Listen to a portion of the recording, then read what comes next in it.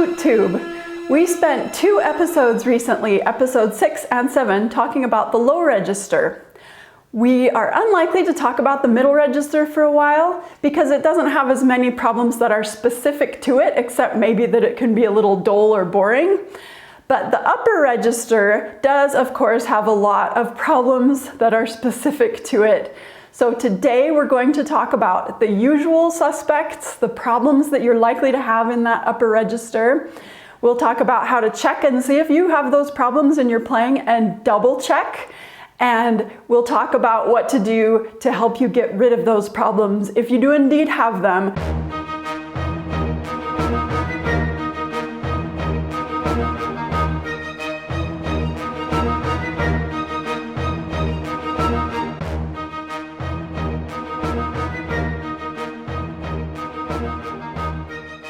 We talked in episode 6 about a lot of aspects of your airstream that apply equally well here.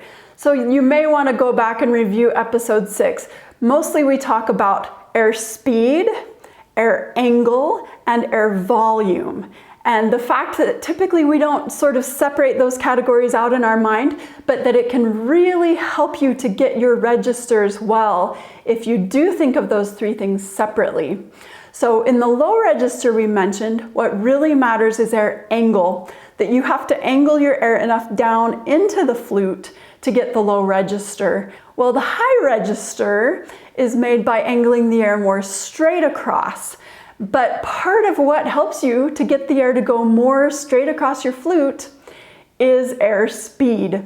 If your air is not fast enough, it's going to kind of dribble down into your embouchure hole, and that won't give you the angle that you need for the high register. Now, in case you wish I would just say something about air volume and what that does, that's mostly for dynamics. If I play in the high register with a very tiny volume of air, but good air speed and the right angle, the high register will come out, but it will be very soft because I have a very low volume of air, like this.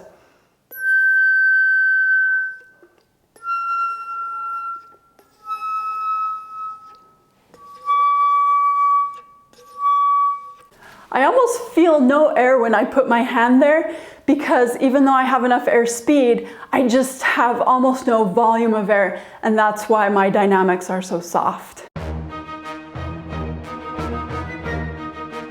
The problems that we tend to have in the high register are with blowing hard all the time, which we don't need to do, and tension. So I'll go into this more. What we just said about volume is that usually when you blow harder, you get more air speed, and you need that air speed for the high register.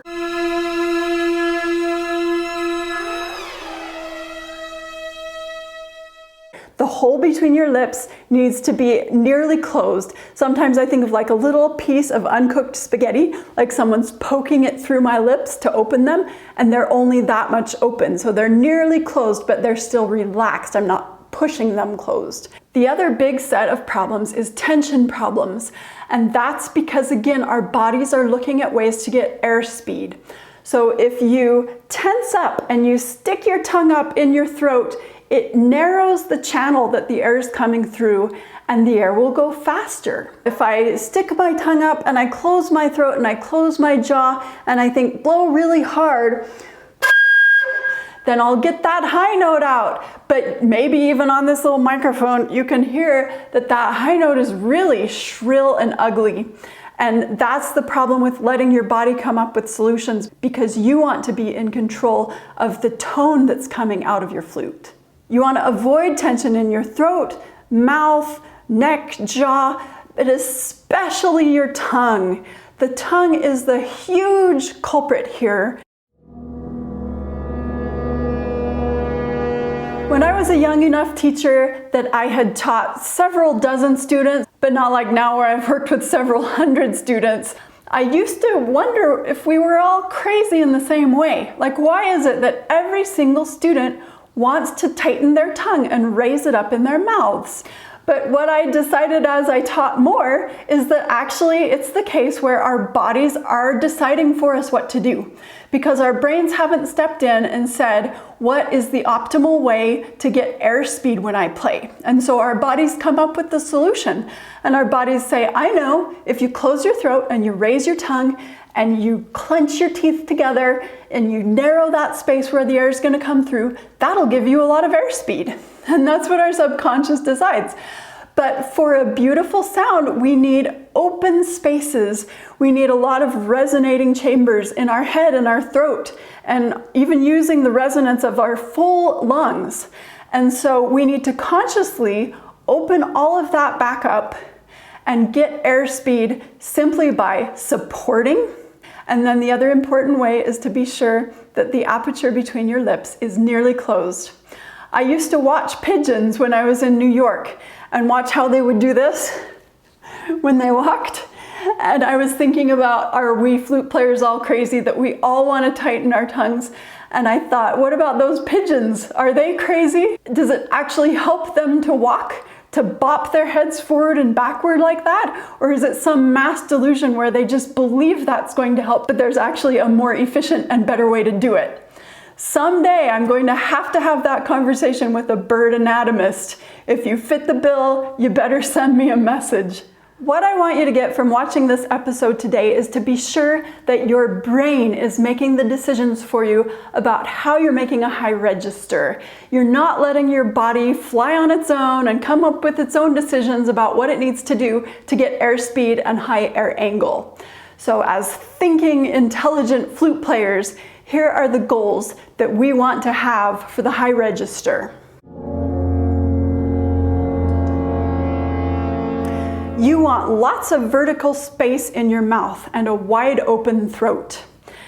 A good resonance chamber is typically tall. That's why concert halls have such tall ceilings. So put your tongue down, open your teeth up, get lots of vertical space in your mouth. Get airspeed from support and this small aperture hole between your lips, not from narrowing the airway that you have in your mouth and your throat. Again, the big culprit is your tongue. Keep your tongue low, and if you think it's low, check again and again and again. I'm going to do for you a little demonstration of a scene that has happened in scores of lessons I've had with students. So if this has happened with you and me in a lesson, don't feel bad. It's happened with so many students over the course of my teaching career.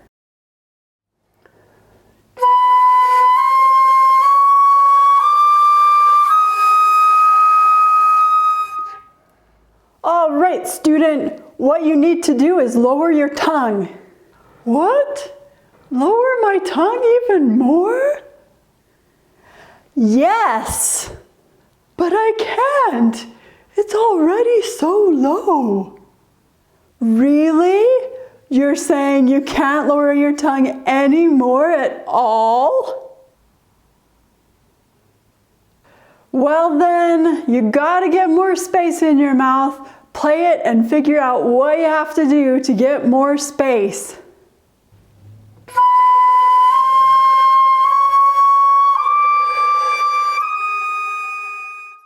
Aha! Did you hear how that sounded better as you went? Like something really opened up.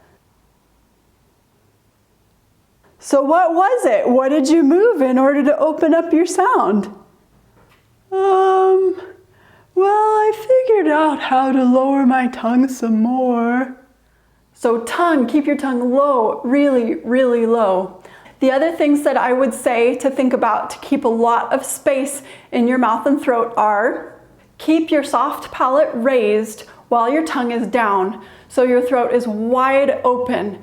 We often talk about fitting some kind of fruit inside your throat. Maybe it's a clementine, like you have enough space to lift your soft palate and lower your tongue that you can fit a clementine back there. If that's not enough, think an orange. If that's still not enough, think a grapefruit. If you can't figure out how that's even supposed to feel, just think of yawning. Those are the same things that open up when you yawn. Even think of opening your throat sideways, like you're getting more space between your ears or across your neck horizontally, not just vertically.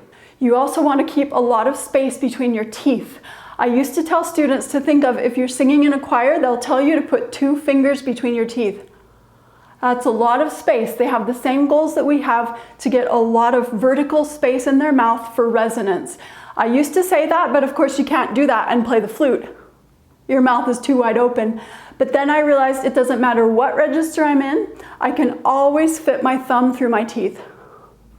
Also, as far as your jaw goes, we tend to carry too much tension in our jaw. Make sure your jaw is relaxed. That'll also help to keep you from clenching your teeth. I like to think of my jaw just hanging there, like it's not even attached to my upper mouth, just hanging open. You want to use the resonance chambers that you have in your head. Singers use these as well. If you think what it feels like when you're just about to sneeze and your sinus cavity opens up, you get a lot of space in there, and that's especially good for the high register. And in fact, next episode, we will talk more about the resonance chambers that you have in your head and how to use them. But we've covered enough ground for today. Really focus on these goals that we've set out for you for the high register, and don't let yourself get away with tightening things up. I'm going to stick with the books that we mentioned way back in episode 3 because I know my students have these books, and most flute players out there do get these books sooner or later. There are so many other great exercises though, and again, I would encourage you, if you have favorite exercises aside from the ones that I talk about, please put them in the comments. So first of all, della sonorité, the tone studies going up. We looked at tone studies going down for the low register. Makes sense to do the ones going up for the high register. The other one I really like in della sonorité for the high register starts on page 15, the attack and connection of notes. And my favorite way to practice it is as written with the slurs. I really like how it starts out with conjunct motion, half steps, whole steps, minor thirds, major thirds, and then you get into these massive leaps as you go. And the goal is that those notes that are only a half step or a whole step apart should sound just the same. They're connected just the same as the notes that are very big leaps apart. We don't want to hear things start to shift.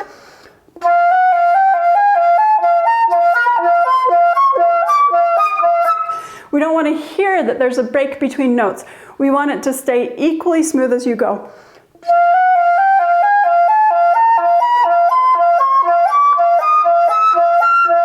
TNG number 1 is excellent. We use that also for the low register, but it goes up to the very top of your flute register. When you get to the very final section,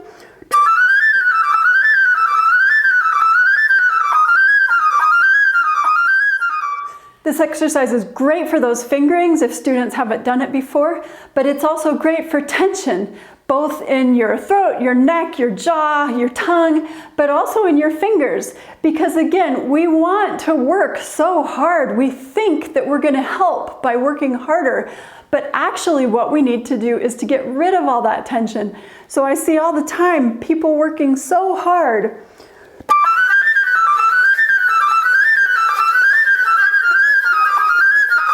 And it's all going to work so much better if you just relax, release all that tension, play it as though it's easy, and then you'll convince yourself that it is easy.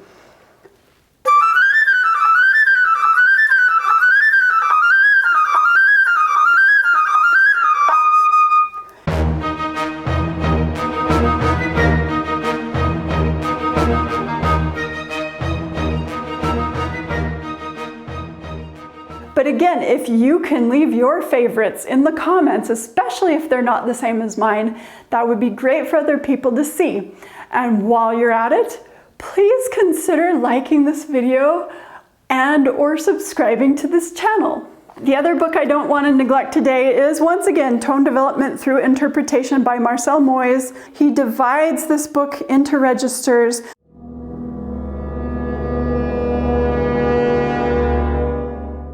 So again, this is a great resource to work on a specific register of your choice, which today happens to be the high register.